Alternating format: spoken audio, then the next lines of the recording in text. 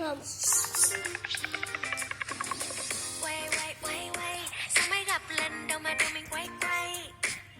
Anh ơi anh à, anh bóc bùa gì mà lại làm em yêu vậy? Baby, anh nói từ đầu, baby damn you say. Mai đi coi ngày, xem cái ngày nào thì nhà mình đóng con vậy.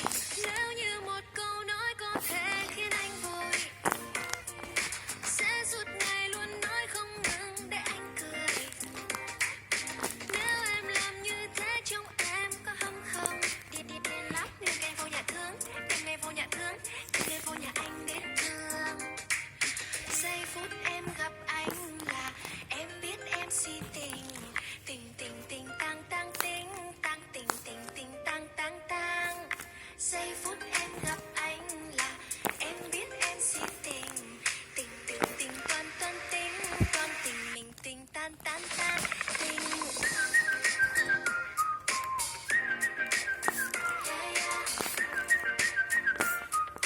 Anh tính sao giờ đây anh tính sao?